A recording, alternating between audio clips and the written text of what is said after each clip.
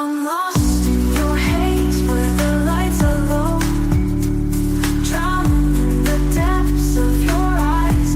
I'm ready to go. In the shadows we'll find our way. Through the night our love will stay. In your love I'm lost, I'm found. In your heart my home is bound. Forever I'll be yours, you'll be mine. Lost in your haze, our love will shine.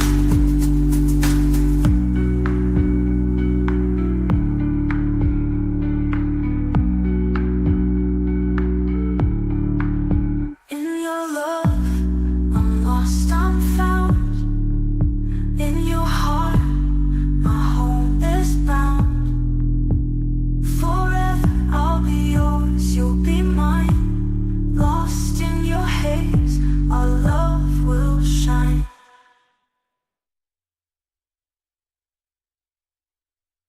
Welcome to the Huberman Lab podcast, where we discuss science and science-based tools for everyday life. I'm Andrew Huberman, and I'm a professor of neurobiology and ophthalmology at Stanford School of Medicine. Today we're discussing stimulants, in particular stimulants for the treatment of ADHD, or attention deficit hyperactivity disorder. As many of you know, there is tremendous interest in drugs like Adderall, Ritalin, Vyvanse, and other stimulants, as well as non-stimulant prescription drugs that have been shown to improve the symptoms of ADHD, such as modafinil, armodafinil, and guanfacine. Today, I'm going to discuss all of these compounds in the context of how they work to improve the symptoms of ADHD. I'm going to address common questions about these compounds, such as, are they just speed? Are they similar to meth or methamphetamine? I'll talk about their addictive potential, as well as their potential to cause psychotic symptoms, both in the short and long term. And of course, I will talk about the scientific literature surrounding the most frequently asked question about these compounds, which is, what are the long-term consequences of taking any of them in childhood or in adulthood? Now, today's discussion centers around the use of these compounds, both for childhood and for adult ADHD. But of course, I'd be remiss if I didn't acknowledge that there are a tremendous number of people that use these prescription drugs without a prescription in order to improve their ability to focus and indeed also use them recreationally. In fact, some surveys reveal that as high as 80% of college-age young adults have used one or several of prescription drugs such as Adderall, Ritalin, Vyvanse, or similar at some point, and are doing so without a prescription. So they are either obtaining those drugs from those that do have prescriptions for them for ADHD, or they are obtaining them through black market sources, which of course carries an additional and very serious risk related to the so-called fentanyl crisis. That is, as high as 75% of black market drugs nowadays of various kinds, but certainly including the sorts of drugs we're going to talk about today, are contaminated with fentanyl and therefore are very deadly.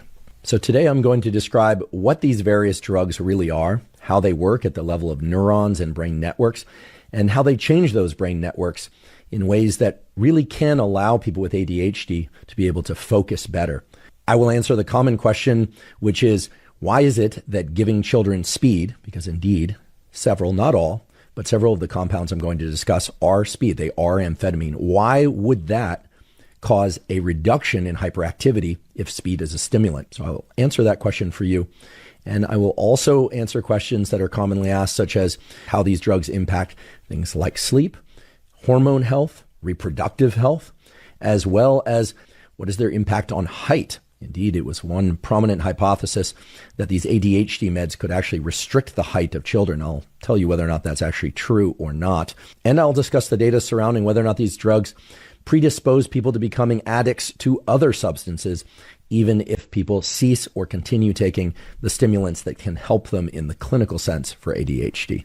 Before we begin, I'd like to emphasize that this podcast is separate from my teaching and research roles at Stanford. It is, however, part of my desire and effort to bring zero cost to consumer information about science and science-related tools to the general public. In keeping with that theme, I'd like to thank the sponsors of today's podcast. Our first sponsor is Maui Nui Venison. Maui Nui Venison is the most nutrient-dense red meat available. Maui Nui spent nearly a decade building a USDA-certified wild harvesting system to help balance deer populations on the island of Maui. The solution they built turns the proliferation of an invasive species into a wide range of nutrient-dense products, from fresh butcher cuts and organ meats to bone broth and jerky. I'm a particular fan of their bone broth, which has an unmatched 25 grams of protein per 100 calories. And I also love the ground venison and the venison steaks. I've talked many times before on this podcast with expert guests in nutrition who make it clear that we should all be getting at least 1 gram of protein per pound of body weight each day. And with Maui Nui venison products, that's extremely easy to do, and they're extremely delicious as well. If you'd like to try Maui Nui venison, go to mauinuivenison.com/Huberman to get 20% off your first order. Again, that's mauinuivenison.com/Huberman to get 20% off. Today's episode is also brought to us by Roka. Roka makes eyeglasses and sunglasses that are of the absolute highest quality. I've spent a lifetime working on the biology of the visual system, and I can tell you that your visual system has to contend with an enormous number of different challenges in order for you to be able to see clearly. Roka understands all of those challenges at the level of the eye and the visual system within the brain, and have designed their eyeglasses and sunglasses so that no matter what environment you're in, you can always see with crystal clarity. Originally, their glasses were designed for sports, and as a consequence, all of their glasses are extremely lightweight, and as well, they won't slip off your face even if you get sweaty. However, despite being designed initially for performance, Roka eyeglasses and sunglasses include a lot of different styles that are designed for you to wear to work or out to dinner, as well as what I call the cyborg style that are designed for cycling, etc. If you'd like to try Roka eyeglasses or sunglasses, go to Roka, that's ROKA.com, and enter the code Huberman to save 20% off your first order. Again, that's Roka, ROKA.com, and enter the code Huberman at checkout. Today's episode is also brought to us by HVMN Ketone IQ. Ketone IQ is a ketone supplement that increases blood ketones. Now, most people have heard of the so-called ketogenic diet, but most people, including myself, are not on the ketogenic diet. That is, I and most people eat complex carbohydrates, fruits, and things of that sort, in addition to quality proteins, etc. It turns out that even if you're not following a ketogenic diet, increasing your blood ketones can still have benefits. So for instance, I use Ketone IQ anytime I want to do extended bouts of focused work, preparing for podcasts, research, writing grants, and if I ever want to exercise, but I don't have time to eat or I don't want to have my gut full of food. Taking Ketone IQ and thereby increasing my blood ketones allows me to do cognitive work or physical workouts without getting hungry and with plenty of energy and cognitive focus. If you'd like to try Ketone IQ, you can go to hvmn.com/Huberman to save 20% off. Again, that's hvmn.com/Huberman. I'm pleased to announce that I will be hosting 2 live events in September of 2023. The first live event will take place in Toronto on September 12th. The second live event will take place in Chicago on September 28th. Both live events will include a lecture and a question and answer period and are entitled The Brain-Body Contract, during which I will discuss tools and science related to mental health, physical health, and performance. And I should mention that a lot of that content will have absolutely no overlap with content covered previously on the Huberman Lab podcast or elsewhere. If you're interested in attending either or both of these events, please go to hubermanlab.com/tour and enter the code Huberman to get early access to tickets. Once again, that's hubermanlab.com/tour and use the code Huberman to access tickets. I hope to see you there. Let's talk about treatments for ADHD and why stimulant treatments in particular can be so effective. First of all, it's long been known that there are specific brain networks involved in what we call attention. Now, attention is not one thing, actually. It involves several different cognitive operations, including the suppression of noise, that is, turning down the background chatter in our heads and turning down our attending to things outside us, like noises or visual cues that are not relevant to what we want to do. And it also involves ramping up or attending or focusing on particular things that are happening either in our immediate environment or in our head or both. So if that all sounds rather complex, indeed it is. It involves several different networks operating in parallel. But what we know for sure, based on a lot of clinical and scientific laboratory data, is that the so-called prefrontal cortex, the region of neural real estate in your brain just behind your forehead, is critically important for orchestrating which neural circuits are going to be more or less active at a given moment in order to bring about what we call focus or attention or task switching or our ability indeed to multitask, because we can actually multitask to some extent. In fact, if you were to look at somebody and focus on perhaps the expression on their face, you could do that while also attending to a conversation that's happening nearby.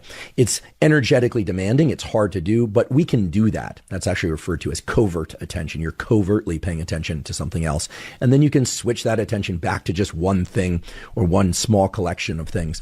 The point being that attention is a powerful resource. It's what allows us to navigate through life with efficiency and to be adaptive in our behaviors. It's what allows us to learn and to build relationships and have successful school careers and professional careers and so on.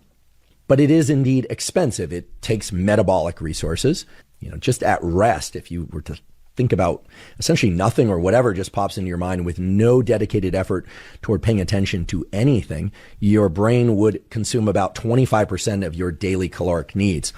And then when you lump on top of that your need or your attempts to focus on things, to pay attention to specific things, it should come as no surprise as to why that often can make us feel tired, as if we've been working really hard and we've been running a quote unquote mental marathon when trying to learn and attend to things. It's hard work for the brain, and yet we can pay attention because of that very precious real estate just behind our foreheads, the prefrontal cortex.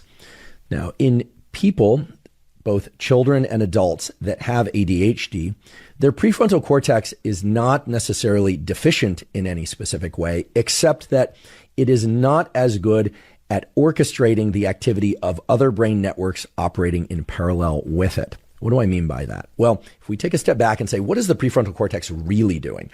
The prefrontal cortex has this amazing ability through what's called top-down inhibition to quiet other brain areas. So for instance, if you are feeling agitated, but you need to sit still, your ability to sit still, even if it takes a bit of work, is coordinated by your prefrontal cortex sending inhibitory, suppressive electrical signals to the networks of your brain that are trying to generate physical action. In addition to that, if you are in a conversation, that's either a difficult one or a boring one, or you are tempted to interrupt, and you are actively holding back your desire to walk away or to yawn or to blurt something out, it's your prefrontal cortex that is controlling that active suppression.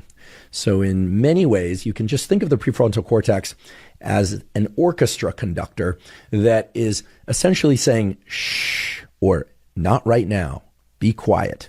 This is not the time, to many different brain networks all at once. Now, in addition to that, your prefrontal cortex is coordinating with other brain networks that are involved in generating what's called salience, or attention to particular signals. So the prefrontal cortex in many ways is like a teacher or an orchestra conductor. It can point to, in the neurochemical sense, that is, point to a given brain structure and say, you, I'd like to hear more from you right now. Yes, you, the student in the back, speak up.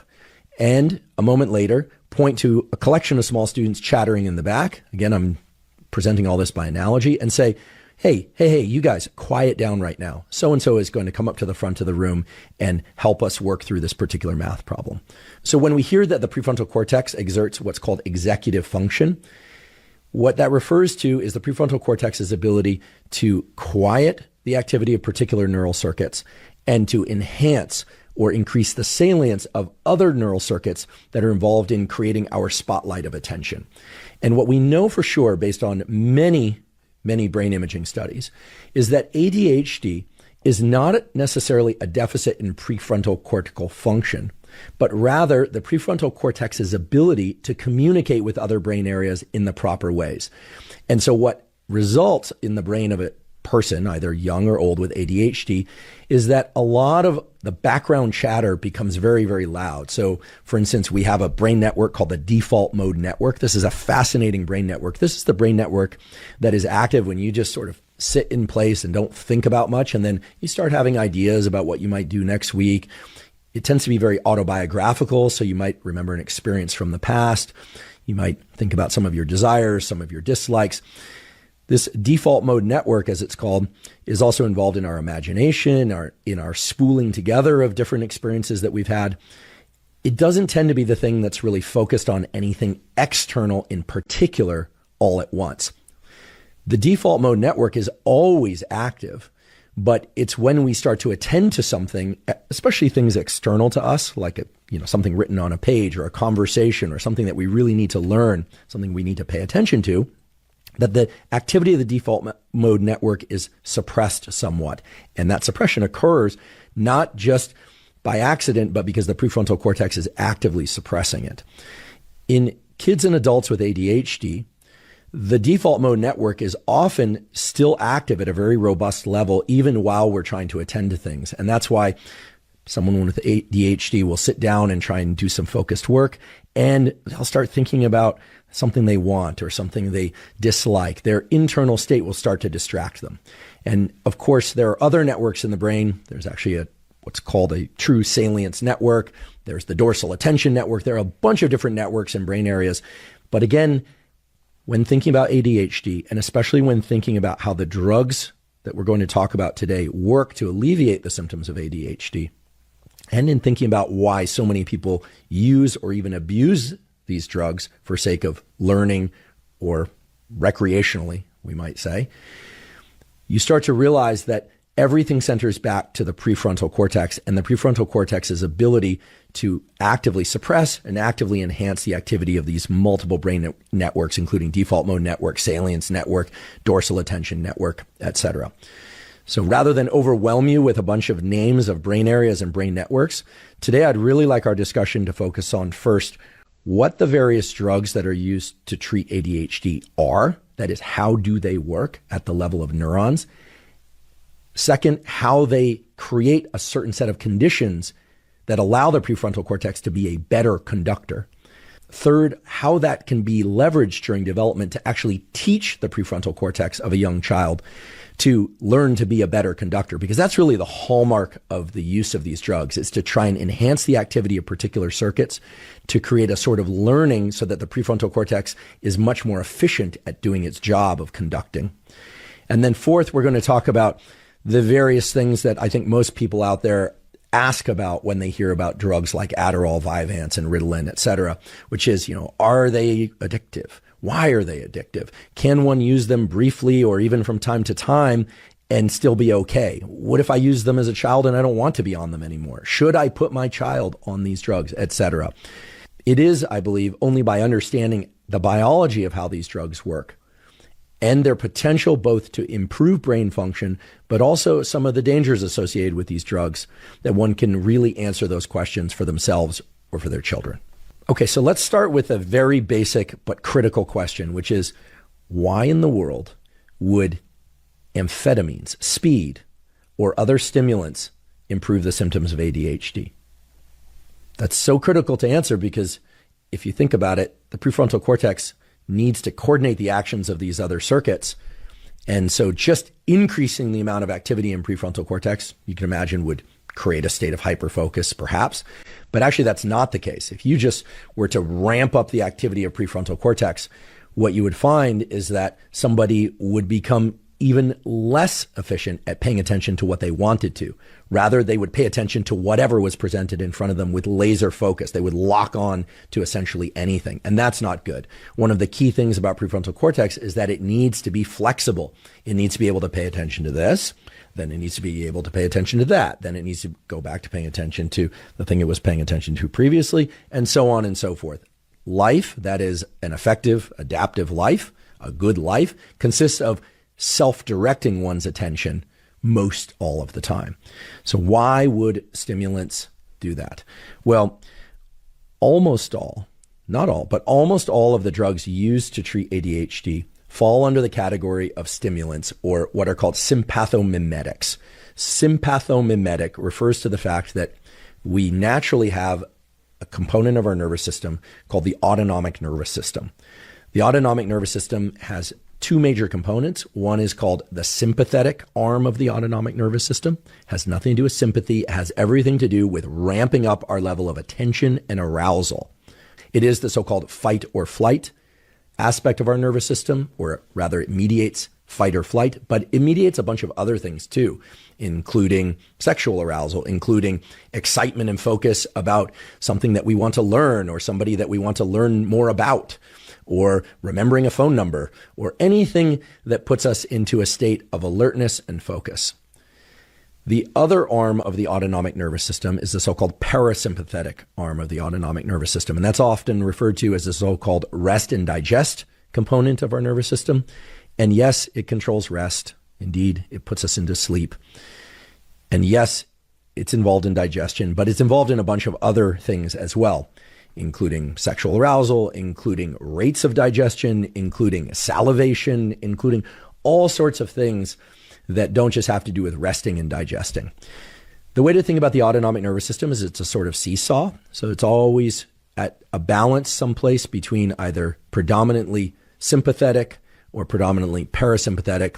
But both the parasympathetic and the sympathetic arms of the autonomic nervous system are always active all the time. It's not as if one is completely active and the other is shut off. Even in sleep, your sympathetic nervous system is not completely turned off. And even during a panic attack, your parasympathetic nervous system is not completely turned off. Drugs to treat ADHD, which fall under the category of stimulants, are sympathomimetics because they trigger the release of neurochemicals and the activation of components of our nervous system that very much resemble the activation of the so-called sympathetic nervous system, the one that makes us more alert and more aroused. So that's why they're called sympathomimetics. And the word stimulant refers to a general category of drugs that are sympathomimetics. Now, the most commonly discussed sympathomimetic is one that fortunately is not prescribed for ADHD, and that's methamphetamine. These days we hear a lot about meth. Meth, which is methylated amphetamine, is an extremely potent sympathomimetic, and it has tremendous abuse potential.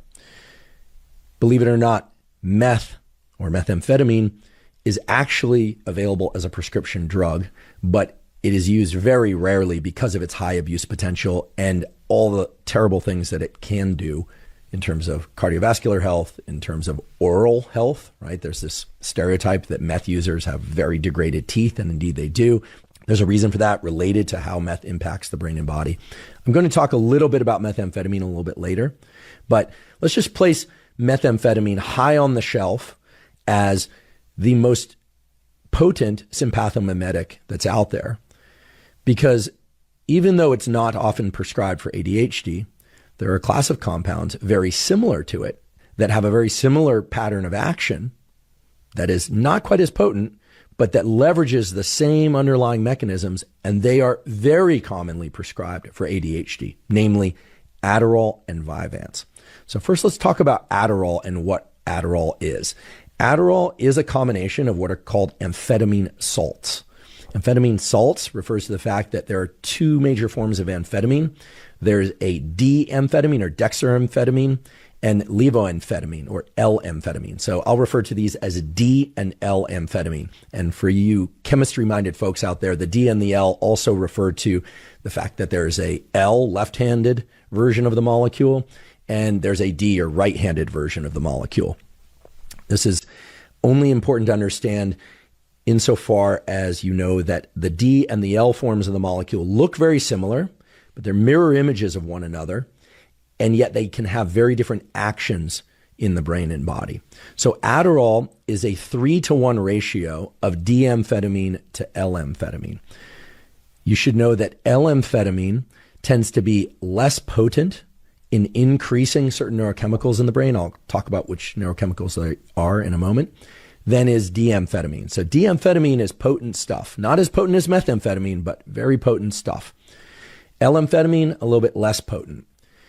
L-amphetamine tends to be the amphetamine that increases blood pressure and heart rate, what we call peripheral effects, because it happens in the periphery, outside the central nervous system. Peripheral effects like increased heart rate, increased blood pressure, sweating, etc., are mostly activated by L-amphetamine, whereas D-amphetamine tends to work mainly on receptors in the brain and therefore have effects mainly restricted to the brain. Now, what are these effects that I've been referring to? The major effect of Adderall and other sympathomimetic stimulants is to increase the activity of two neurochemicals. The first of those neurochemicals is dopamine, and the other of those neurochemicals is norepinephrine. First off, I want to be clear that when I say norepinephrine, I could just as easily say noradrenaline, because those are the exact same thing. And forgive me, even though I wasn't the one to name the same thing, two different things, I'll try and stay with norepinephrine, but I may say noradrenaline. They are the same thing. There's a whole story as to how they got named, two different things, but it's the same thing. The major effect of Adderall and other sympathomimetic stimulants is to increase the transmission of dopamine and norepinephrine. So what is dopamine and what is norepinephrine? Well, both dopamine and norepinephrine are what are called neuromodulators. That is, they have the ability to increase or decrease the firing patterns, the electrical activity of particular brain circuits.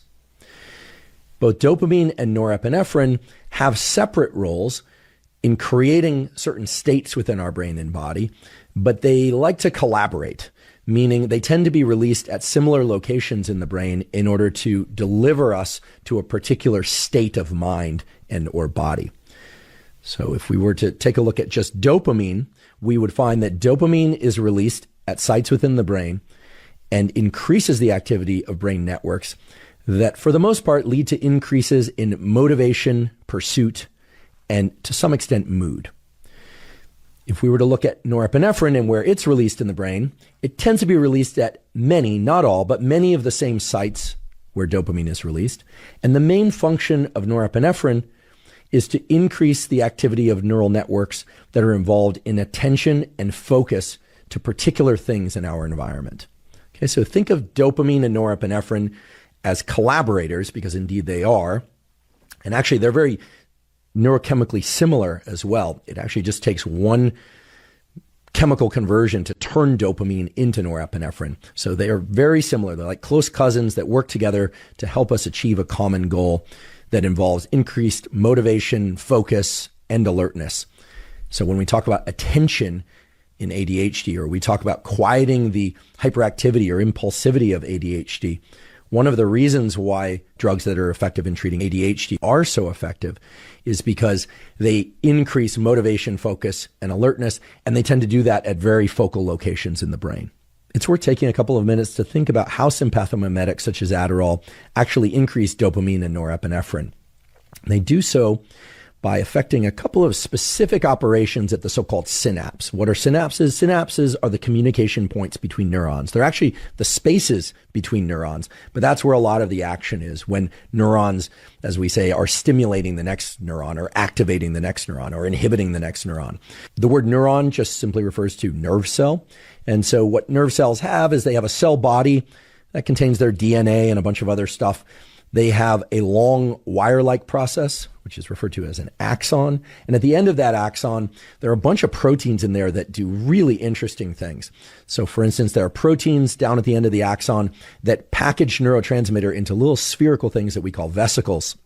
Those vesicles can fuse with the end of the axon and vomit the contents, those neurotransmitters, into the synaptic cleft, into that little space between neurons.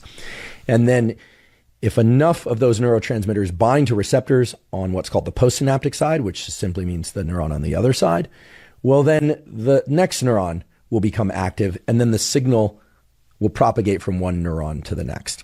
Now, I just described that whole process pretty quickly, and I like to think pretty simply, but it actually involves a lot of different protein bits and some pretty complex machinery in order to make that happen. I don't want to overcomplicate our conversation, but what I will tell you is that down in the synapse, in the presynaptic terminal, the neuron that is going to release neurotransmitter, there are what are called transporters, which sit there and suck up or suck back up some of the neurotransmitter that's been released. There are dopamine transporters and there are norepinephrine or noradrenergic transporters down in the synapse. What Adderall does, and what other sympathomimetics do, is to inhibit or disrupt the action of those transporters. And the net consequence of that is that when dopamine and norepinephrine are released into the synapse, more of it is allowed to stick around and to bind to receptors on the postsynaptic cell than would be the case if Adderall or the other stimulant were not present in the system. So one way that Adderall increases dopamine and norepinephrine is by disrupting the activity of these presynaptic transporters for dopamine and norepinephrine. The other way that Adderall increases dopamine and norepinephrine is that it disrupts the activity of a different piece of machinery in the presynaptic neuron, which is called a VMAT, the vesicle monoamine transporter 2, if you really want to get specific. You don't have to remember these names, but what these VMATs do is actually really cool. What they do is they actually take whatever transmitter has been brought back up into the cell by transporters, and they package it into those vesicles that are then going to be released. By disrupting the transporters that vacuum back up some of the dopamine or norepinephrine that's been released, and by also disrupting the packaging of dopamine and norepinephrine into vesicles themselves, what ends up happening is that there's a buildup of a lot more dopamine and norepinephrine in the presynaptic terminal, so that when an electrical signal travels down the neuron, now the total amount of dopamine and norepinephrine that's released is increased. Okay, so what's happening when you take Adderall is that you're getting more out of the dopamine and norepinephrine that you're releasing, and you're releasing more dopamine and norepinephrine altogether.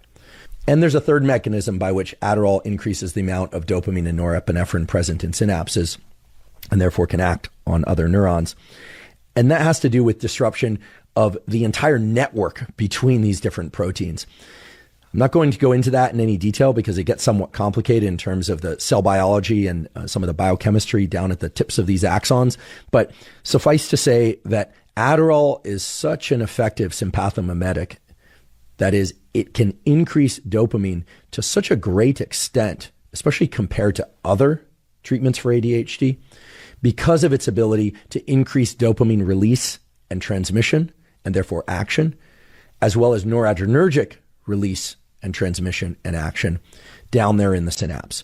And it's worth pointing out that most of the effect of Adderall is in increasing dopamine as opposed to norepinephrine. It does increase norepinephrine, but its major effects, or we should say the major effects that have made it such an attractive drug to so many people, both for the treatment of ADHD and for people to take recreationally or off prescription or for sake of studying or work simply because they want to focus more and longer, is because of its ability to increase dopamine to such a great extent. I'd like to take a quick break and acknowledge one of our sponsors, Athletic Greens.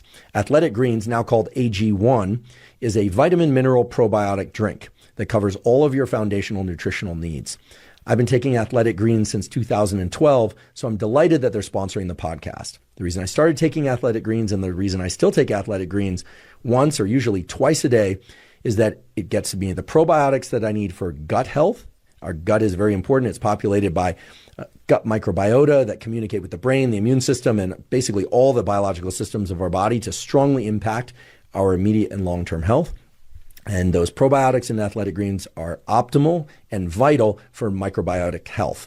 In addition, Athletic Greens contains a number of adaptogens, vitamins, and minerals that make sure that all of my foundational nutritional needs are met, and it tastes great. If you'd like to try Athletic Greens, you can go to athleticgreens.com/Huberman, and they'll give you 5 free travel packs that make it really easy to mix up Athletic Greens while you're on the road, in the car, on the plane, etc. And they'll give you a year's supply of vitamin D3K2. Again, that's athleticgreens.com/Huberman to get the 5 free travel packs and the year's supply of vitamin D3K2. Now, a bit earlier, I mentioned that L-amphetamine, levoamphetamine, is present in Adderall, but at 1/4 the amount of D-amphetamine. Okay, so there's a little bit of L-amphetamine and a lot of D-amphetamine in Adderall. Many of you are probably familiar with Vyvanse. Vyvanse is a commercial name for what many people think is extended release Adderall, but actually Vyvanse is not extended release Adderall. Vyvanse is a drug in which the pharmaceutical industry has taken one component of Adderall, just the D-amphetamine component, and attached to it an amino acid called lysine. Now, the amino acid lysine is a big amino acid, and the attaching of lysine to D-amphetamine, what we call Vyvanse, makes it what's called a prodrug. It actually can't have any effect on its own. But when one takes Vyvanse, and it's broken down in the gut, but to a greater extent actually in the bloodstream, the lysines are cleaved off slowly over time. And as a consequence, Vyvanse is basically timed release D-amphetamine. Okay, this is important because I think a lot of people think that Adderall, which again, is D-amphetamine and L-amphetamine. And those two things operate quite a bit differently at the level of norepinephrine and epinephrine and cardiac versus brain effects. A lot of people think Vyvanse is just slow release Adderall, but it is not. What Vyvanse is it's D-amphetamine only, but in time release form. And Vyvanse was actually developed as a way to try and get around, or rather prevent, some of the abuse potential of Adderall and other drugs that contain D-amphetamine. D-amphetamine stands for dextroamphetamine, and in the 70s and 80s, there were a fair amount of movies, and there was a lot of trafficking, and there was a lot of criminal activity related to what was called dexedrine. Dexedrine is pure D-amphetamine. So if we're going to be very direct, if I were going to just frame these things in the context of their neurochemistry, what I can tell you is that Vyvanse is time-release dexedrine. Okay, it's not time-release Adderall. Now, just because there were movies and reports of criminal activity related to dexedrine, that doesn't necessarily mean that dexedrine is not an effective and useful pharmaceutical. And in fact, Vyvanse, which is time-release dexedrine, has proved to be very effective in the treatment of ADHD for a lot of people. And the reason for that is this time release does indeed prevent abuse, in the sense that despite people's many attempts, from what I hear, to increase the rate of entry of the D-amphetamine into their system by either snorting it or, God forbid, even injecting it and things of that sort, the attaching of that lysine to D-amphetamine really does slow the absorption. So when somebody takes Vyvanse, and hopefully people are taking it responsibly, when they take Vyvanse, what they're really getting is a slow trickle of D-amphetamine into their system, and therefore a slow, long-lasting increase in dopamine and norepinephrine. And indeed, that's what happens. The effects of Vyvanse can extend over anywhere from 12 to 16, sometimes even 18 hours, depending on how quickly somebody metabolizes it. And I should say that there's no way to predict how quickly one will metabolize any of these drugs except by trying them. That's one of the sort of downsides of the state of things these days. There's no blood test or enzymatic test that will tell you whether or not you're going to be a fast metabolizer or a slow metabolizer. And that's why people just have to sort through different dosages, which we'll talk about in a little bit. They have to sort through different types of sympathomimetics. Some people try Adderall and they find that, the quick time course of Adderall, or at least quick for them, of about 6 to 8 hours, is just too fast, and then it wears off and they get into a slump in the afternoon. Other people find that one Adderall taken at 6 a.m. will have them going all day long and into the night, and it's just too much stimulation, and they need to come way, way down in dose, or they need to think about other sympathomimetics for ADHD. And we'll talk about what some of those other options are in a little bit as well. So the important thing to understand is that Adderall is really two drugs, D and L-amphetamine. Vyvanse is D-amphetamine, which is also called dexedrine, but with this time-released aspect created by lumping a lysine on there. And you may notice that I haven't mentioned one of the major drugs used to treat ADHD, and that's Ritalin, or what's sometimes also called Concerta, depending on, again, the time release forms, etc. Ritalin was very commonly prescribed for the treatment of ADHD early in the days of using sympathomimetics in order to treat ADHD. So for instance, I went to college in the early 90s. So I started college in 93 and I graduated in 98. There was 1 year in there as let's call it a transition year. I can recall hearing that Ritalin was being prescribed for ADHD in kids. And I, like many other people, were wondering, what are the long-term consequences of this going to be? I also, like many other people, was very perplexed as to why a stimulant, sympathomimetic like Ritalin, was being prescribed for hyperactive kids. That will become clear in a moment, but we don't hear so much about Ritalin nowadays. And I think that's because Adderall and Vyvanse and things like them have become so popular for the treatment of ADHD. It's worth noting that Ritalin is not actually amphetamine. Ritalin is what's called methylphenidate. And methylphenidate works in a lot of ways that are similar to the way that Adderall and Vyvanse work. But there are certain ways in which it's different. Now, Ritalin, methylphenidate, does increase dopamine transmission at synapses. And it does so also by inhibiting the function of that presynaptic dopamine transporter that would otherwise suck more dopamine back up into the presynaptic cell. Methylphenidate, Ritalin, also disrupts the activity of the noradrenergic transporter, leading to net increases in the amount of norepinephrine at the synapse. But It is not as much a potent inhibitor of the noradrenergic transporter, and therefore most of the effect of methylphenidate is to increase dopamine at synapses. A lot of people don't realize this. A lot of people think that Ritalin is just very short-acting Adderall, and that's not the case. It is true that Ritalin, at least in its standard form, tends to have a pretty short half-life, and therefore its effects basically kick in about 20 to 40 minutes after taking it, sometimes a little bit sooner, sometimes a little later, and they last about 4 to 6 hours as opposed to the 6 to 8 hours typical of Adderall.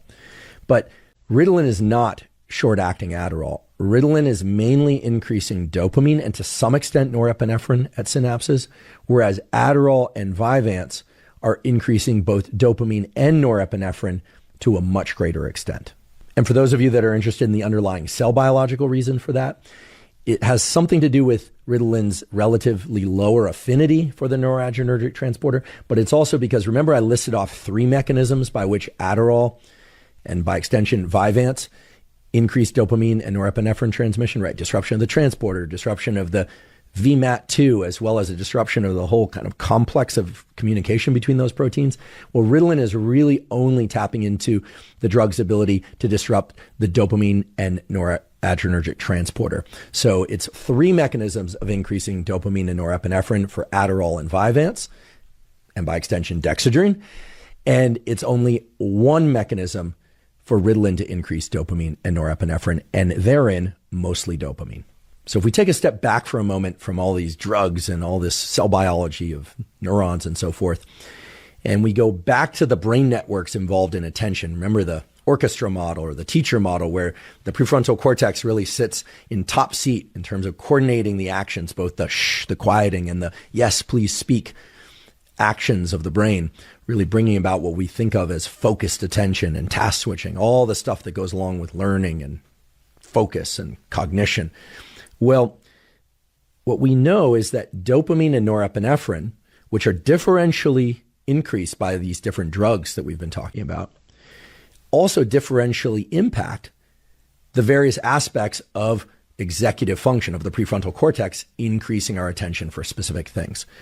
And while there is a lot of nuance in the literature about this, we can safely say a couple of things. First of all, increasing dopamine at particular synapses and networks in the brain can serve as what's called noise reduction. It can help further enhance the quieting of all that background stuff. That background stuff can be attention to things in your environment like noises or visual cues. It could be some internal narrative that you had about yesterday, or something that somebody said about you, or something that somebody you would like to say about you, or whatever it might be that's happening in your head that's distracting you, as well as your representation of your internal bodily state, what we call interoception. This is a really important aspect of attention that we don't often hear about, which is that we have the ability to attend to things outside of us, which is called exteroception, as well as an ability to attend to things inside of us, which include things like thoughts, but also includes, for instance, how empty or full our gut feels, whether or not we're comfortable in our chair. And when we think about the practice of focus and learning, or focusing as a verb, it involves often forcing ourselves to sit still. It often involves us suppressing the fact that our foot is a little bit cramped, or that we might need to use the restroom for, we might want to delay that for 10, 15 minutes, even though it might be fairly urgent. All these sorts of things are central to our ability to attend and focus. And so dopamine, while it does many different things in the brain, many different things, one of its main functions in the context of all this prefrontal cortex and attention stuff is to quiet the amount of noise. That is, it helps the prefrontal cortex suppress the signals that would otherwise distract us into thinking about, I'm kind of thirsty right now, or I need to use the restroom, or I really want to make this call, or I really want to pick up my phone. All of that stuff, all of that suppression, that quieting down of all the background chatter related to things external and internal to us in our head and our body is greatly facilitated by having more dopamine present in the synapses that allow for what we call noise reduction. Now, in parallel to that is norepinephrine. Norepinephrine is released from multiple sites in the brain and body, but within the brain, there's one major site of neurons that manufacture norepinephrine. And the name of that site is locus coeruleus. It sits in the back of the brain. It's actually a relatively small collection of neurons, but they are very, very powerful. They extend their little axons, their wires, to multiple locations in the brain.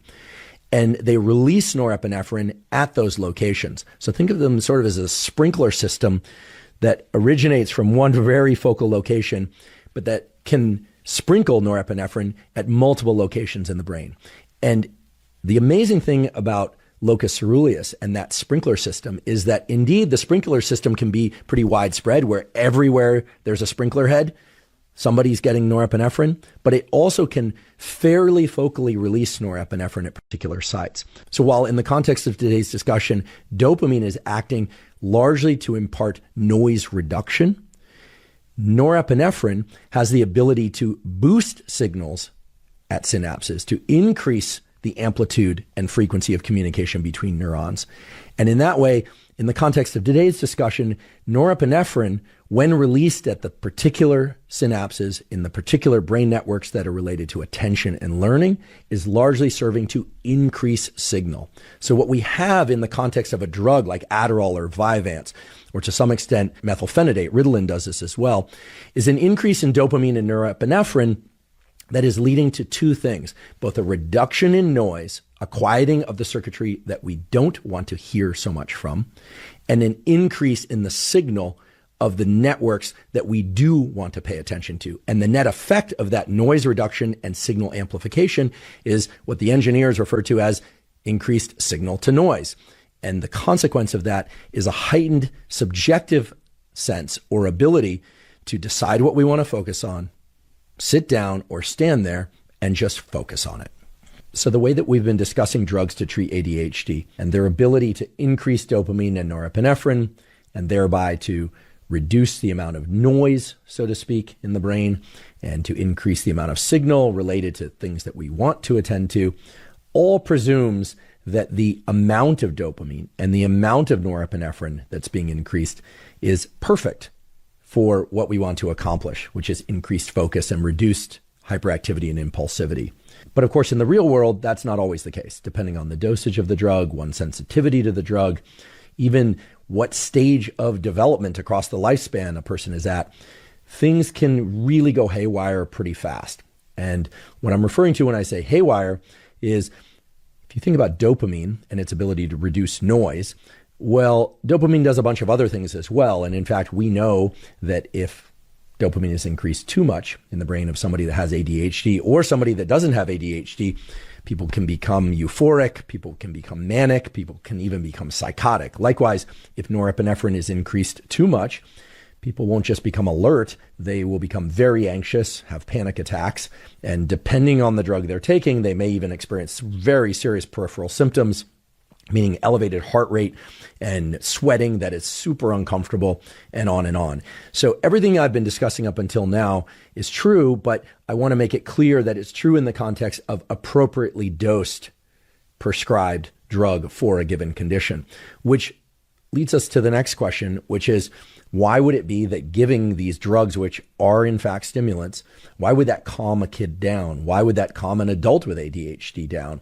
And the answer to that is not completely straightforward. And it is worth pointing out that not everyone with ADHD has impulsivity and hyperactivity, and therefore an inability to focus.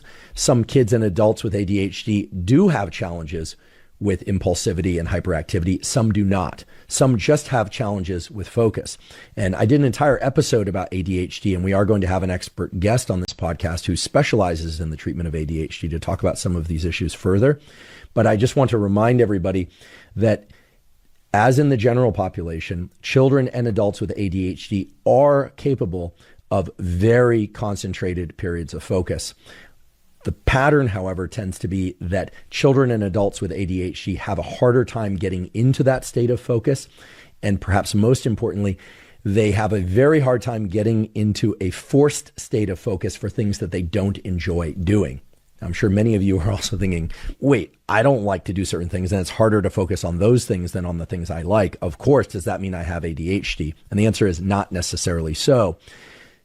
Kids and adults with ADHD exhibit an extreme variation in their ability to focus, such that if there's something they really, really like doing, they can indeed focus. However, for many, many other activities that are required in order to develop, I guess we'll just call it normal life advancement, so sitting still, listening to conversations that we may or may not be particularly interested in, that's where the challenges come about. So the point is that these brain networks and these neuromodulators like dopamine and norepinephrine that we've been talking about in fairly straightforward terms as it relates to a drug's ability to increase their transmission and therefore an improved ability to focus presumes two things. It presumes that the dosing is right. That is, that the levels of increases in these neuromodulators is just right. And I also just want to acknowledge that ADHD is, first of all, not an inability to focus at all. It is immense challenges in focusing on lots of different things as required for normal life progression. And it's also the case that there is no one specific pattern of ADHD that applies to everyone with ADHD. Some people, both kids and adults, will exhibit the hyperactivity, but not the impulsivity, although those two things tend to go hand in hand. Some people will have a challenge in focus without hyperactivity, impulsivity, and so forth. And all of this just really speaks to the complexity of ADHD, and yet, we can confidently say that there are more drugs to treat ADHD than any other psychiatric condition. We've talked about a few of those now, but among those, Adderall, Vyvanse, Ritalin, also called methylphenidate, there are time-release versions. There are different variations on those time-release versions. There's even straight dexedrine, which is prescribed for ADHD in some cases, and on and on. And you might also find it interesting to know that that very large kit of drugs, all of which, at least the ones we've talked about so far, are sympathomimetics, or stimulants, are more effective at treating ADHD than are any other collection of drugs for treating other psychiatric disorders. So what all of that diversity of symptomology in ADHD, as well as differences in sensitivity to drugs and individual variation, what all of that speaks to is that the large kit of drugs that's out there is designed to be assessed with the careful consult of a very qualified psychiatrist in order to allow the child or adult to arrive at the specific drug and the specific dosage that's ideal for their particular pattern of ADHD. And that issue actually gives rise to the answer to that now somewhat age-old question as to why giving stimulants to a kid that is hyperactive would calm them down. And the answer is that the hyperactivity, impulsivity, and focus issues present in ADHD in children and adults are the consequence not necessarily of deficient activity of neural circuits in the prefrontal cortex, or deficient activity of the default mode network, or deficient activity of the salience network, etc. What appears to be the case, based on a lot of high-quality neuroimaging data, is that the brains of children and adults with ADHD have all of these networks functioning, but those networks are actually hyper-connected. That is, they tend to be coactive at times when ordinarily, meaning in kids and adults without ADHD, they would not be coactive.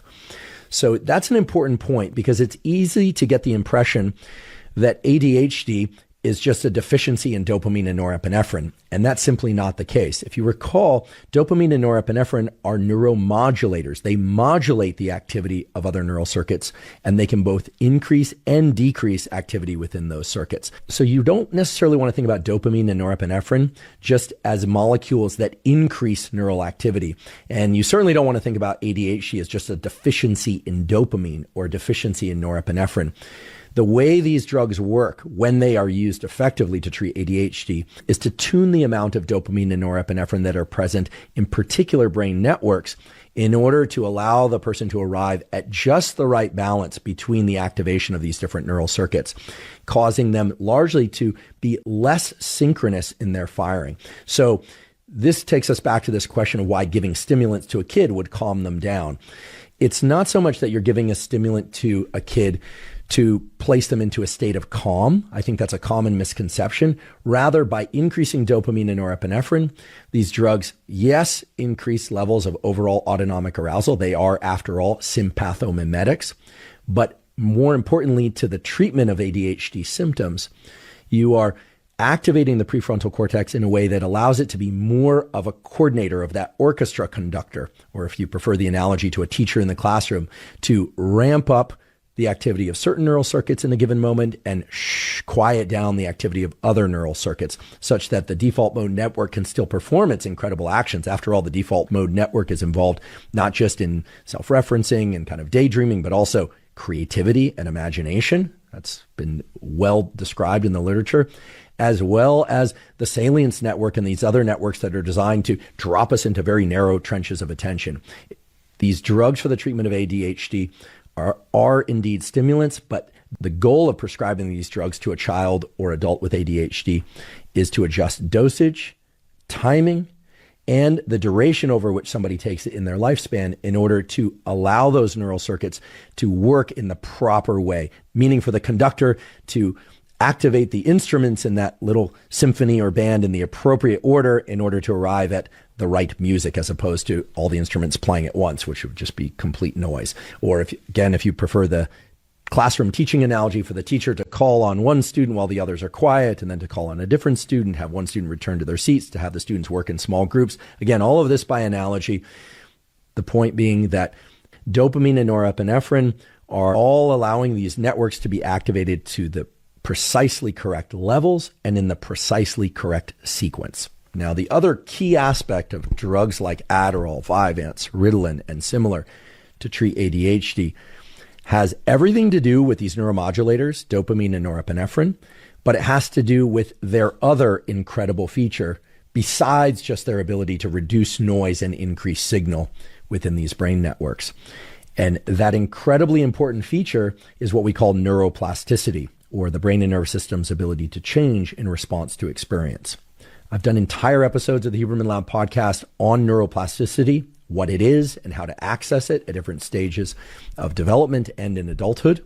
By the way, you can find those episodes at hubermanlab.com by simply searching plasticity in the search function. But the important thing to understand about plasticity in the context of today's discussion is that while there are many different ways to induce neuroplasticity, almost all of them involve strongly activating certain brain networks, and in that case, also strong or elevated release of certain neuromodulators. Now, we've talked about dopamine and norepinephrine. They are but two of many neuromodulators. Others include serotonin, acetylcholine, and each of the neuromodulators does different things at different synapses in the brain. And there's some global statements that can be made about each of them. We've made some of those earlier, like dopamine is broadly involved in motivation, craving, and pursuit, and norepinephrine in signal detection and drawing a focus or salience to something in our environment or in our body or inner experience. Serotonin does other things, acetylcholine does other things. But what's really important to understand is that anytime there is a dramatic elevation in dopamine and norepinephrine relative to baseline, relative to what was happening with dopamine and norepinephrine just prior to that, that has a tendency to promote neuroplasticity at particular synapses. So here is where it's appropriate to remind everybody that neuromodulators are different than neurotransmitters. Neurotransmitters are chemicals that, just like dopamine and norepinephrine, are released between neurons, and they are what actually contribute to the electrical signals going up or down between different neurons. And again, dopamine and norepinephrine modulate that activity, causing a given amount of neurotransmitter to have an even greater effect, for instance. So when we hear about dopamine and norepinephrine and we hear about motivation or focus, etc., that's all fine and good. But it's also important to remember that when dopamine and norepinephrine are increased, there is a higher probability of strengthening connections where dopamine and norepinephrine are increased. And what that means is that later, even if levels of dopamine and norepinephrine are not increased, if they go back to baseline, it's often the case that if in our prior history or the history of a given set of neurons in our brain, there was more dopamine or norepinephrine around, it's very likely that the connections where that took place are strengthened and therefore more easily activated. And this takes us back to the really original purpose of prescribing these sympathomimetic stimulants to children with ADHD during development. It was, yes, designed to try and help them focus, to reduce their hyperactivity and help them focus. but it was also designed to help the brain networks that are responsible for focus to undergo neuroplasticity. That is, for the synapses involved to strengthen so that those networks could function more efficiently later on, even after cessation of the drug. This is an absolutely crucial point that I think is not often discussed when people, for instance, say, should I put my kid on ADHD meds? Or should I take my kid off of ADHD meds as they transition from adolescence to their later teen years and into college? I mean, after all, no child or parent, or adult for that matter, wants to achieve a bunch of benefits with a drug and then lose those benefits later. Nor does any parent or child want to take a drug that they don't need to take when they could access other routes to improving the neural circuitry or the function of some health system in the body, because I don't think anyone really wants to medicate their kids unless they have to. I would hope not. And I don't think any kid wants to be medicated unless they absolutely need to be medicated.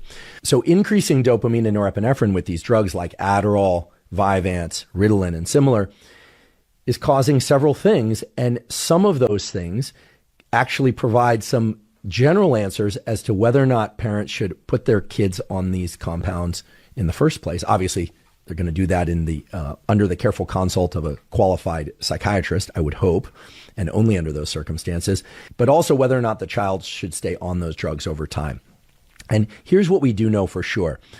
I did a vast search within the literature in order to arrive at what is very clear, which is that children with ADHD, true ADHD, who are diagnosed with ADHD and are treated with appropriate doses of drugs like Adderall, Ritalin, or Vyvanse, fare far better both in childhood and later in life when it comes to performance in school, performance in terms of focusing on anything, and in terms of general outcomes. So for instance, a lot of people have wondered and worried about whether or not treatment with these drugs early in life will set up a predisposition for illicit drug abuse or craving an addictive potential later. And it is very clear from the studies that have emerged over the last really 15 years, but mainly within the last 5 years, because that's when most of the data have arrived, that children with ADHD who are not treated correctly, both with drugs and behavioral treatments, because really the combination of drugs and behavioral treatments is the optimal situation. So kids with ADHD who are not treated with drugs and behavioral treatments to deal with their ADHD have a much higher tendency towards illicit drug use and addictive drug potential in their adulthood. Okay, so there is a real danger to not treating ADHD during childhood. And the reverse is also true, which is that children with ADHD who take prescription drugs that are sympathogenic